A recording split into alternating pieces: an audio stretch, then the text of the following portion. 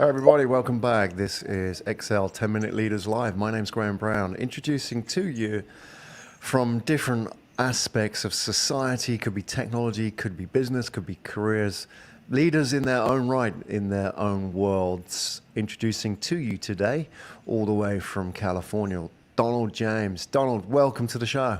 Thank you, Graham. I'm really excited to be here. Wonderful to talk to you. I'm really excited too, because we're going to talk about not only careers and leadership, but one of my favorite subjects, NASA. So we have to really talk about that, don't we? Especially with the photograph behind your head there. Yes, my that's Shuttle Endeavour when they were taking it to Los Angeles to put in this California Science Center, and it's flying over my alma mater, USC, the college I went to. So Wow. I had to have that poster. You captured two parts of your life in one photo there. Yeah, How about that? yeah. That was opportune. Right. Yeah. All right, so we've got 10 minutes together. Are you ready, Donald? I'm ready. Let's do this. All right, so kicking off 10 minutes with Donald James. Starting off at the top, what does it say on your business card? I happen to be prepared. It's right here, Graham. This is my business card. It has my name and it says author, something I'm really proud of because I published my first book. And I also am proud of the fact that my children taught me about QR codes. So you see a QR code, which takes you to my website. And this is my official NASA portrait on the card. So fantastic. There it is. That's what it says. There's a lot of different stories there in one sentence. So where do we start? Let's start with the book first, shall we? And then we'll jump in and talk about NASA. Okay. So what was the book about? The book is about manners. And in fact, here's the book. It's called Manners Will Take You Where Brains and Money Won't. This is something my mother taught me and my brother. My brother on the back, he's an airline pilot. I see a little bit there. It's in his cockpit of his airplane. And it's more than just politeness and etiquette, which many people think about manner. This is the entire way we show up as human beings, particularly to others. And what I learned is, the bottom line is, in my 35 years at NASA, my experience is that manners matter. Even though there are a lot of smart people at NASA, if you didn't pay attention to your manners, you probably weren't going to have a meaningful, fulfilling career. And this is why I wrote the book. I wrote it for early career professionals and students to say this. If you're going to develop a skill to do well in your career, I highly advise you to pay attention to this skill. And this is what I learned from my mother. So I integrate her wisdom with my experience at NASA, and the book is the result. What are manners, though? You've mentioned what they commonly are seen as, for example, making sure you say please and thank you. Yeah. But it's a lot more than that. Give us an example. What would be manners to somebody starting out in their early career? Manners are things like how to listen to people, what your body language says about where you're coming from, your sense of presence. Are you really focused on the person that you're with? How is your voice? What are the words that you choose? How do you capture someone else's concerns or interests, particularly if you're going to be a manager? That's so important. Manners even includes things like how you dress and how you look. Now, these are a lot of things that are hard to control. I can't help, how I look, but I'm aware of the fact that how I look and how I sound may have an impact on people. And so what I say is, it's important just to be aware of that so that you can manage it properly. It's also about conveying respect to other people. When I talk on the cell phone or a phone, I don't do anything else. Even though people can't see me, I'm sitting down and I'm talking to them. I know people who will do 3 or 4 things, including my wife. She multitasks a lot, but I don't do that because I feel like I can't give them my full attention. So it's the totality of how we show up in the world. That's what manners is. Refreshing. I've sat in plenty of business meetings where you've been talking to somebody, and as you're talking to them, they're looking at this thing. Yes. Or they're looking at a laptop, and I'm thinking, hang on a second, like, we have put this time aside together to talk.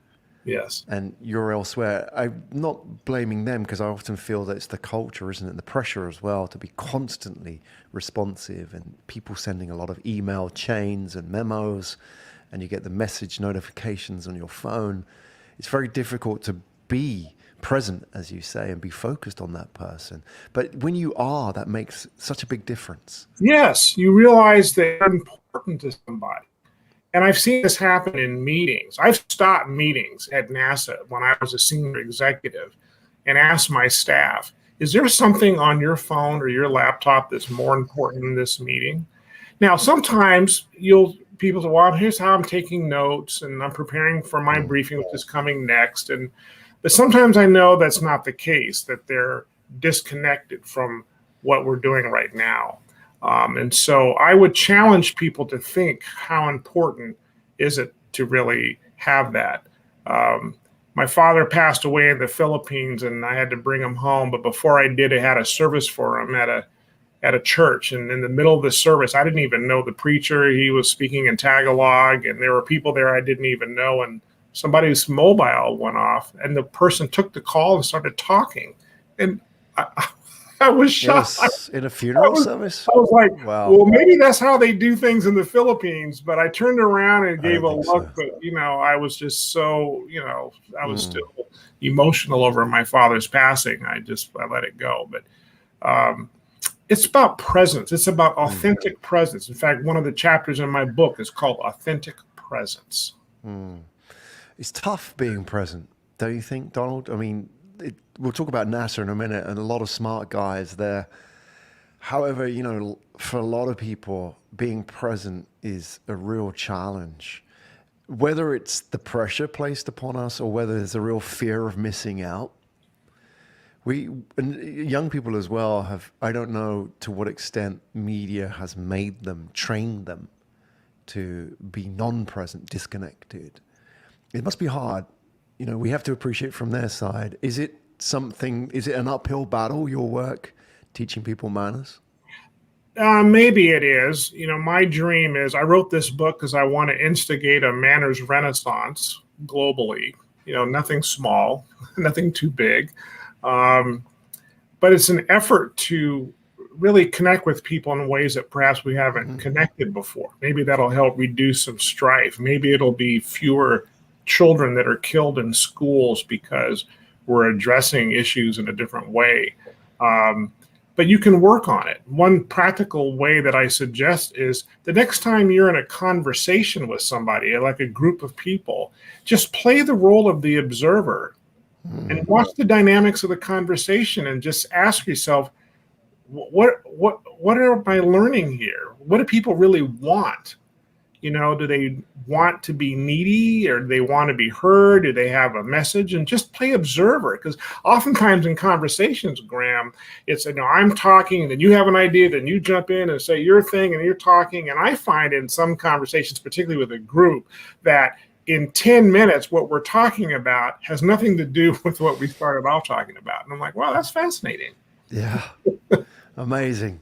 But you see it when you actually step out of it and Yes, you observe, have to right? pull yourself out and just play the observer Absolutely. respectfully, not like a clinician, but just pay attention. Look at people's manners. Where are their feet pointing? Often our feet tell us where people want to go. Like they really want to get out of this conversation. Are they looking at their watch? I've developed a real habit of paying attention to body language and peripheral vision to kind of pick up on cues about what's going on. And I found that it's very effective, particularly in interviews, on how to have effective interviews, is really paying attention to the people you're talking to, right? Reading. Yes. Yeah. It's a meta awareness, isn't it? Deep And that, awareness. yeah. Deep And it's what you're suggesting, the observation is practice. That's really Yes. the developing that skill, that almost like you're stepping out of things a little bit and observing what's Yes. really going on. Yes. I think it's fantastic advice. And really where you've come from as well, working at NASA and being a place of exceptionally smart people, but an organization that had massive goals. And really it's been an inspiration to, well, globally, really, to everybody. Yes. And, what for you was the highlight of your career at Oh, NASA? there was so many. There was several. at the beginning of my career, where I wasn't, I talk about this in the book, I wasn't planning on staying with NASA when I first got in. But what happened that caused me to say I'm going to make a career here is after the Challenger accident in January of 1986, I was asked to work with the backup astronaut who was the teacher. I mean, we had a teacher on board the Challenger, Krista McCullough. I was asked to work with her backup to go around the country to, engage with teachers and students. The nation was still grieving over this. And that experience made me realize that just because of who my employer was, we could have a tremendous impact on the nation. And then I learned quickly that the NASA brand itself is so well known and well respected, whether we deserve it or not. And sometimes we don't deserve that, right? Because of the mistakes we've made. But that gave me an entree to use my voice to inspire people. And I'll tell you, if I had to pick one thing, Graham, it would be this. I gave a talk once at one of our local universities, and after I finished, a young woman came up to me and said, you don't remember me, but you came to my 7th grade class and you talked about NASA. And I was so inspired, I decided that's what I wanted to do. And she was in graduate school getting an advanced degree in engineering. No. And it was all I could do to not cry, because that was the first time I had evidence that just because I showed up. I don't remember the class. I don't remember I talked to hundreds of students all the time. It was, how many people can say that? I mean, maybe a lot of teachers can say that and preachers can say that, but I didn't think I was going to have that. And it's happened a couple of times. And so that's probably the thing I'm most proud of, the impact. Yeah. Yeah. I'm sure it's happened more than a couple of times, Don. Yeah. You just haven't maybe been made aware of it, right? Yeah. And I'm sure writing your book as well will touch more people. Yeah. That's the idea. That's the idea. To get it out there, get those stories out and unlock some of that inspiration, some of the journeys that you've been on with NASA, but also in all organizations as well, teaching manners. I think it's a really important part of. Well, I want to encourage people coming up. I don't say my way is the right way. I actually used this phrase, there are many paths to the throne, and I want people to examine for themselves what works. But what I'm saying is, it's not good enough to be smart, right? I mean, it says manners will take you where brains and money won't. So let's talk about brains being smart. There are a lot of people who are in prison, Graham, who are very smart. Bernie Madoff was not a dummy. He was just a criminal, right? So, and then there are people who are rich who are depressed. So clearly money didn't take them wherever they thought they were going, and brains is not necessarily the panacea as well.